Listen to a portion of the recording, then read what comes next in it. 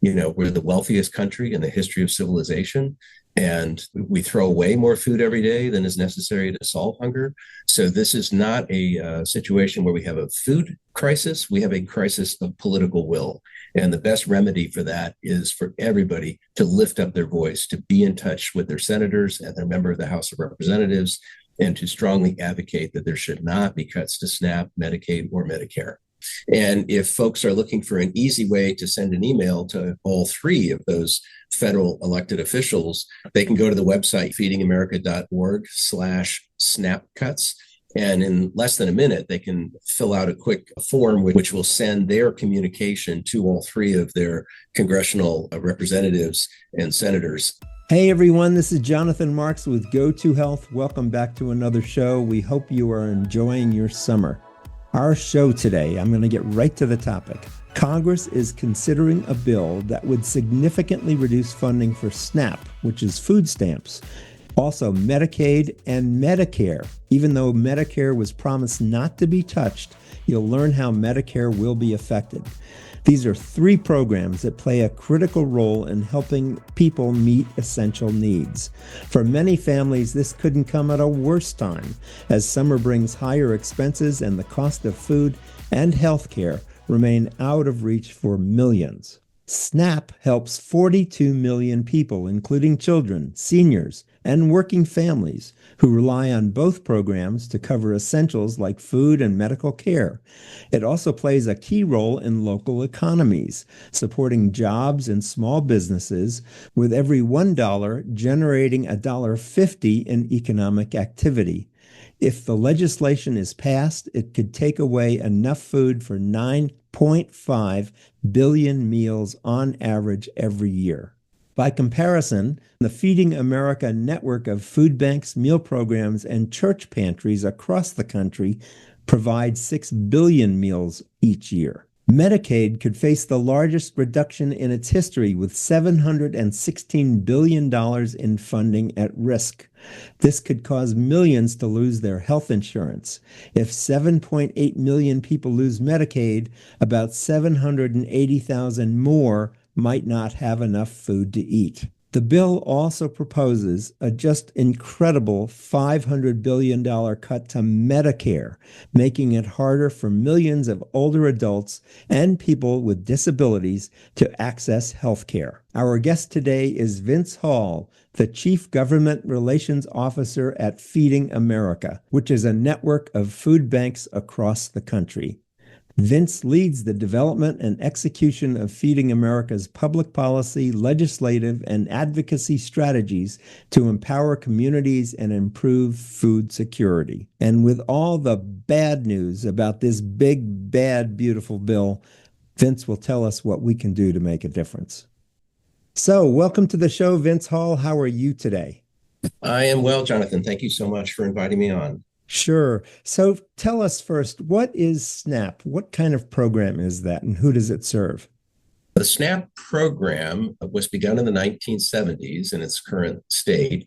It is sometimes referred to as food stamps because in the early days of the program, there were literally voucher books with stamps in them. And the program converted to the use of an EBT card, which is like a debit card, but essentially it's a federally funded program that is administered by the states in a confusing way. Some states don't refer to it as SNAP. They call it something unique to that state, like California calls it CalFresh. But the program is still SNAP at its core, whether you call it something else or not. And essentially based on a strict formula that evaluates a family's income and compares it to the expenses of their monthly essentials, establishes whether they are economically qualified to receive SNAP benefits. Those benefits come on the EBT card. It is recharged once a month. And within that month, families get some money to help purchase food at a local grocery store. The card can only be used for food.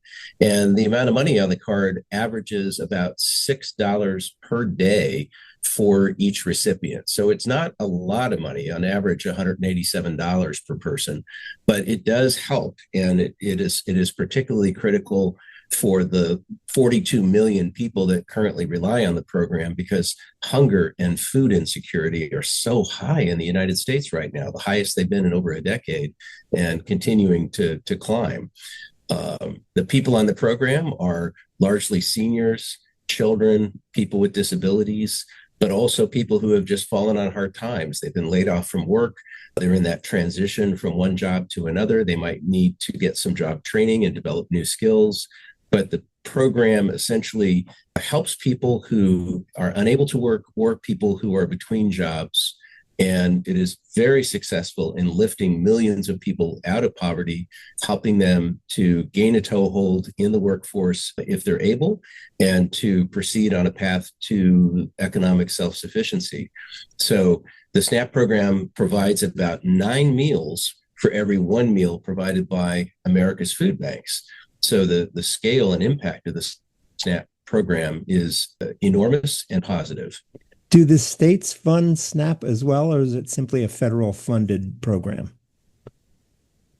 Well, Jonathan, that's a very timely question, because historically the states have split the cost of administering the SNAP program 50-50 with the federal government, but have never been asked to pay for the cost of the SNAP benefits themselves. The SNAP benefits have been entirely federally funded, because that's a way of making sure that every person in the program is treated equally and fairly given their economic circumstances and the number of people in their household, regardless of what zip code they live in. Now, unfortunately, under the bill that's pending before Congress, that could all change in a very negative way. I understand that there are many bills, and Project 2025 is really trying to push a lot of benefits from the federal level to the state level, and the states are simply not prepared to take on these kinds of costs and benefits for people that's never been in their budget, and this will simply go by the wayside if Congress cuts these benefits. That's exactly right. The states are largely seeing declining revenue and have their own serious budget challenges in most states. And so asking them to absorb huge new costs associated with SNAP administration and SNAP benefits for the first time ever is something they're ill prepared to do. And the bill pending before Congress right now, the so-called Big Beautiful Bill, would in fact also force the states to absorb huge cuts to the Medicaid program, and they would see more need in their communities because of cuts to Medicare. So the combination of the SNAP cuts and the Medicaid cuts and the Medicare impacts is extremely dangerous. We estimate that the cuts proposed for the SNAP program in the bill pending before Congress right now would take 9.5 billion meals off the tables of people facing hunger in this country per year. Now, the entire productivity of the Feeding America network, which is most of the charitable food system in the United States, is only 6 billion meals per year. So the cut that's being proposed at this moment is 158% the size of the entire output of the charitable food system. And we're not, unfortunately and tragically, we're not able to reach every person facing hunger today. We are stretched for resources. The America's food banks are serving the greatest percentage of the population in over a decade. Yes. They're doing so with diminished resources. Fundraising has declined since the height of the pandemic. And so to cut the budget for SNAP and these other programs doesn't mean you're cutting hunger. And it just means that you're transferring the responsibility of addressing this problem from federal nutrition programs to the charitable food system. But the charitable food system simply does not have anywhere near the capacity that it would need to serve this many meals. 9.5 billion meals per year is far beyond the most wild expectations of what our local charitable food system could do. Right. And what I understand, too, is the state budgets can't afford this. They're already struggling with maintaining health care benefits at the state level. And the only way they could afford more is by raising taxes, which I don't think anybody's going to do or want to do. So we're really going to see cuts to the program in general. Now, I've heard many, many promises that Medicare won't be touched, but you just suggested that Medicare is going to be affected in the new bill. What's in there that's going to affect Medicare? The fact is that the Congressional Budget Office, which is a independent, respected, nonpartisan authority that provides official analysis of legislation for Congress, has estimated that the bill pending before Congress right now could lead to a $490 billion reduction in Medicare spending over the next decade. Wow. Those cuts may result in a 4% annual reduction in Medicare funding starting next year, which could impact severely payments to healthcare providers and potentially increase costs for Medicare beneficiaries. That all comes about because there is existing federal law that requires so-called sequestration of funds. So if Congress increases the deficit at a certain rate, then sequestration kicks in, which mandatorily reduces spending across a broad array of federal programs, including Medicare. So while you won't see Medicare cuts called out specifically in the bill that's currently pending in the U.S. Senate, the underlying federal fiscal policy is that because of the increase in the deficit that would be funded through this legislation, the Congressional Budget Office is predicting that you would see almost a $500 billion reduction in Medicare over the next decade. That's different than the Medicaid cuts, which are explicitly called out and total approximately $700 billion in the text of the bill currently pending. And what kind of effect would the $700 billion cuts in Medicaid have on families? Well, this is going to dramatically reduce access to preventative health care or even just primary care or people all across the country who can't afford or don't have access to private insurance plans. And as a consequence, it's expected that many nursing homes, which are heavily reliant on Medicaid, will not be able to survive financially. There is a severe consequence for hospitals and community clinics, particularly in rural communities that have a much higher dependency on Medicaid payments to keep their lights on and their doors open. This is an unprecedented cut in the size of the Medicaid program. It is almost hard to put into words how significant a reduction this will be. We know that Medicaid already provides help to roughly 70 million people in the United States. We know that the SNAP program helps about 42 million people in the United States, but about 40% of Medicaid recipients also participate in the SNAP program. And so the impact on those individuals is going to be even more severe as both their health access is compromised and their access to food purchasing power is compromised. So it is a double whammy, and there are about 780,000 more people in this country who are estimated to become food insecure as a result of the Medicaid cuts, never mind how many more people will be food insecure because of the SNAP cuts. Yeah. So Vince, before I want to ask what we can do about this, if you have a way, I want to learn more about feedingamerica.org. Tell us about your organization and what you do. Thank you for asking, Jonathan. The United States is fortunate to have a very robust system of food banks that are all locally incorporated organizations. They're local nonprofits. They're run by people from the local community, and the money that they raise stays in the local community. Feeding America national organization, which is feedingamerica.org, was created by those local food banks to serve as a national umbrella over all the local food banks in the country, of which there are, almost 300 when you count partner food banks, affiliate food banks, partner state associations.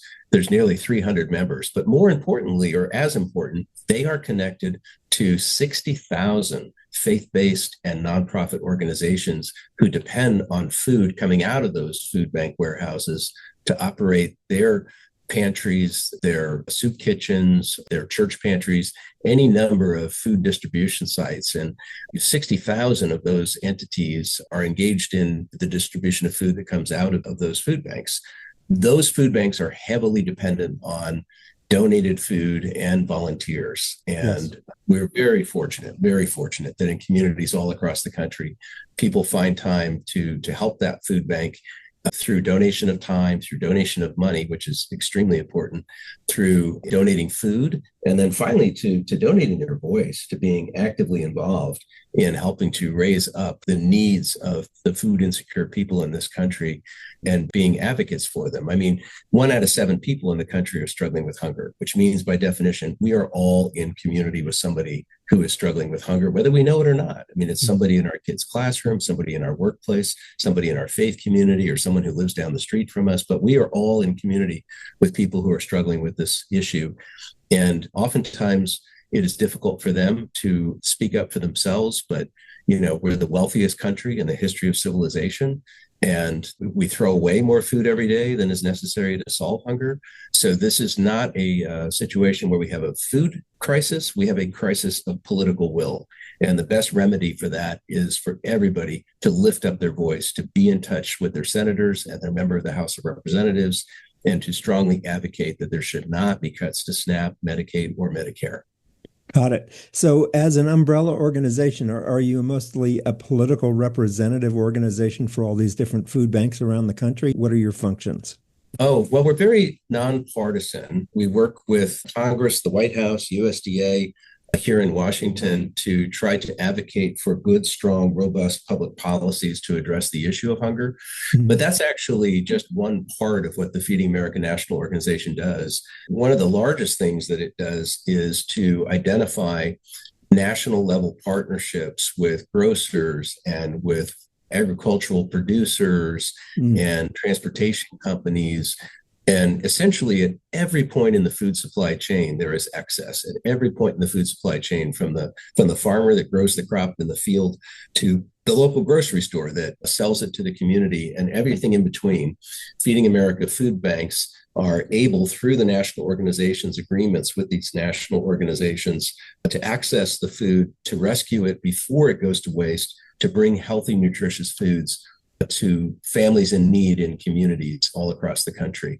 The national organization also raises funds at the national level and is able to devote more than half of its budget to making grants to the local food banks to help support their operations and supplement the money that they're able to raise in their local communities.